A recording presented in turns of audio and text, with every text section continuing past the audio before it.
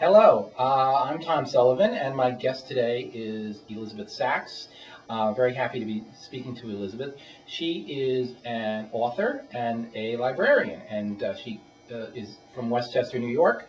Elizabeth has written for the New York Times, the Danbury News Times, Dance Magazine, and she's also working on a memoir, which I'm going to be very interested to hear about. And so we're glad you're with us. Welcome, Elizabeth. Thank you.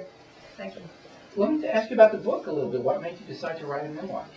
Well, I started taking dance lessons about 8 years ago, and the more I did it, the more excited I got about it. And I would go home at night and I had to write this stuff down that I was learning. Sure. And then I belonged to a writers group, and we meet once a month, and one month I didn't have anything to read, and I thought, well, I'll take this with me. Sure. And the people in my group really loved it, really encouraged me.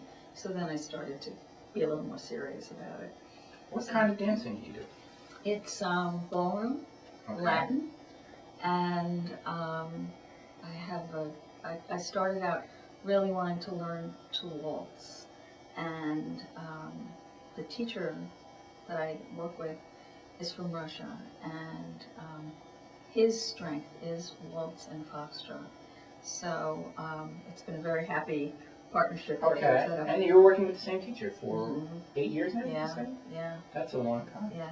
So I bet you're pretty good. Pretty good. Pretty good. They're better. And but you started to write about dance Yes. as well. Yeah. Right. Now, what form does that take when you write about dance?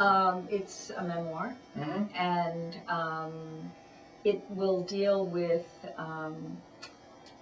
learning to dance, but then I, as a child, had some very serious medical problems, and there was a good chance I wasn't going to live, quite honestly, when it was that kind of serious. And so, I got through it and went on and went to school and did all kinds of things, and pretty much put aside this childhood experience.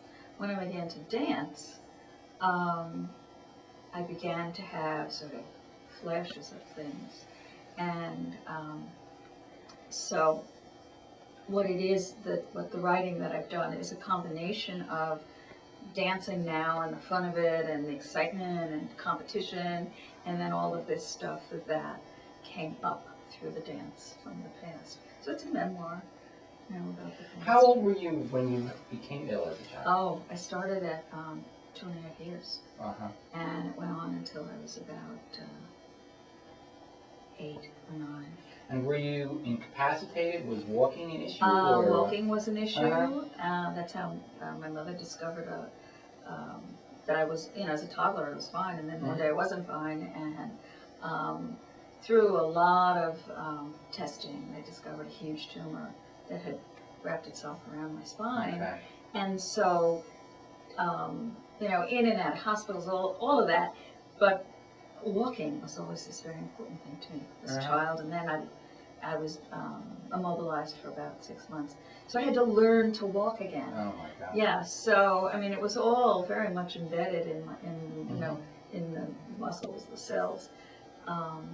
So one of the things that struck me when I first started taking lessons, Alex, the teacher, said to me, well, if you can walk, you can dance. And I thought, I'm doing this. That's great. So, yeah.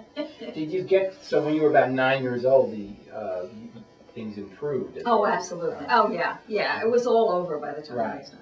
And did you dance? Did you get to go to high school dances and things like that when you were a kid? Yeah, I pretty much had a fairly normal childhood, yeah. That's good.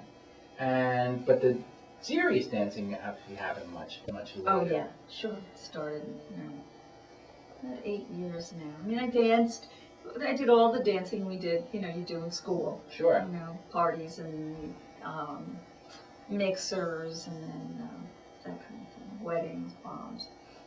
I've always loved movie musicals. I cannot dance myself, but to watch, and the thing of it is, you watch somebody like Fred Astaire, and he makes it look so easy. And then you try to do it. Absolutely, absolutely. The only thing I would say now is that when I watch the Fred Astaire movies, I kind of look at them and say, oh, I know what he's doing. You can see technical I can things. see it. Yeah, right. Whereas before, it's just sort of this beautiful thing that keeps moving. That's, in some ways, it's a problem when you become involved in something yourself. You can lose some of the illusion. Yeah, and yeah. Maybe, maybe you appreciate I got a long way to go before I lose the illusion. It's really, it's quite a challenge to master. And you've mentioned ballroom dancing, that you actually were involved in some competitive dancing. Yeah, I did competitions. How'd you do? I did fairly well. I did it for, I don't know, 4 or 5 years. Okay. And did you have one steady partner all the time? Yes, I did it with my teacher. Okay. And we, it was like every 6 months or so we would do it. And by nature, I'm not really a competitive person. Right.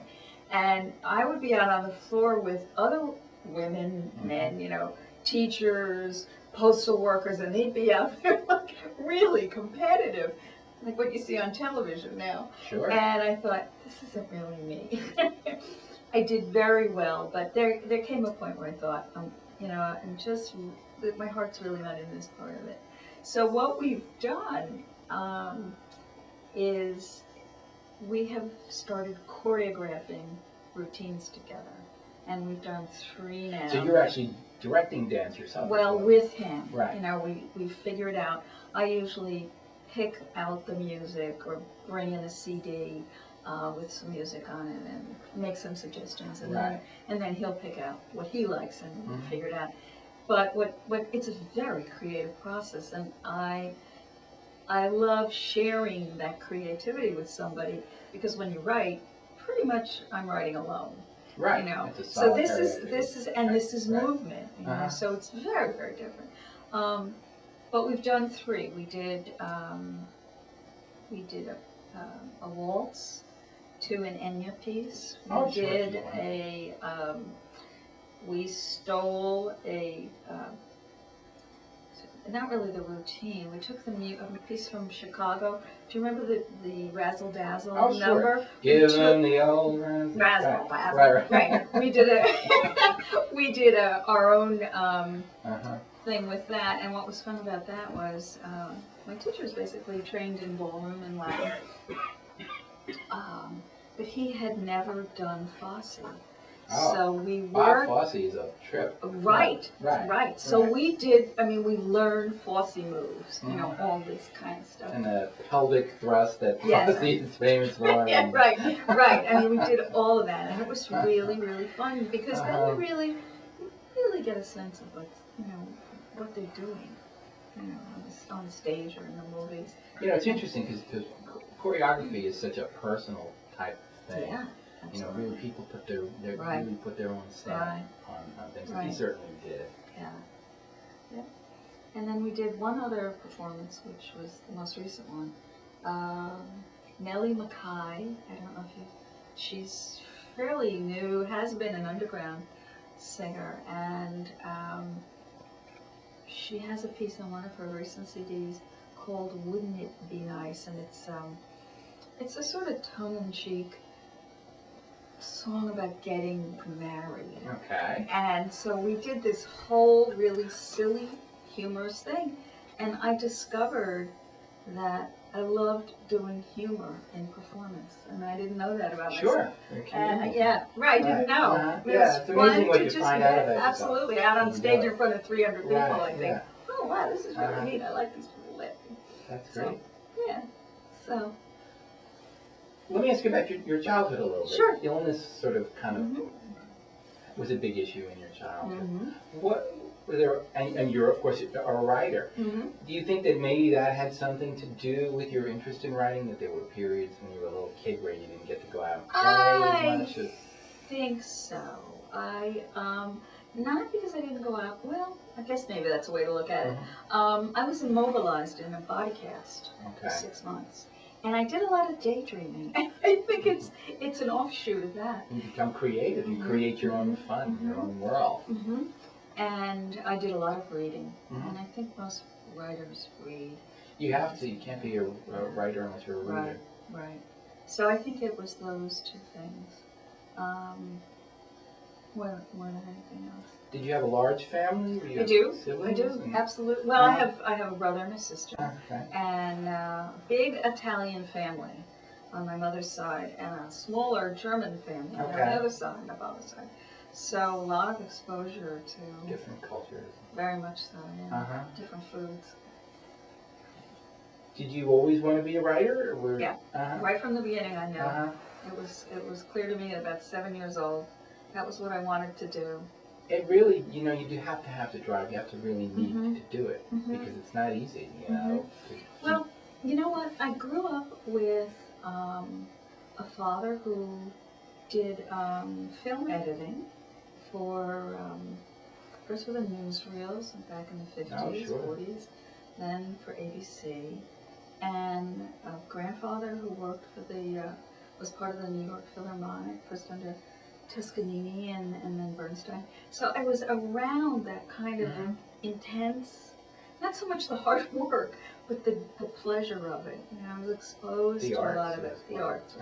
So I wanted to be around it. I wanted to participate in it. And a lot of my siblings, not my siblings, my cousins, have done that too in various ways, painting, designing. So I don't know. I mean, is it in the? That's one of those. Is it in the genes or is it environment? Yeah, right, exactly. Right. So. You've written some book reviews, New York Times. What kind of children's books? I did children's books. Children. Yeah, right. And now, how did you get involved in writing? You write children's books yourself. How did that get started? Well, actually, I was working in a library, and this was a long time ago. And a woman came in one day, and she said, I need a book about kids in the hospital, and I don't want a book, a factual book. I want a story.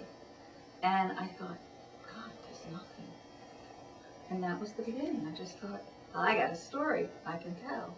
And so my first book actually I used some of my experiences from my own childhood. Okay. And what made the book very successful was that, you know, here it is, a story about two kids in a hospital, but it was funny. And all of the reviewers said, wow, we didn't know kids played when they were in the hospital, you know, and so I'm getting away from your question. No, that's not at all. Right. So that's kind of how it evolved. Yeah, I mean, it was my first. I knew I wanted to write. I was kind of looking around, trying to figure it out. What could I write? And this got handed to me.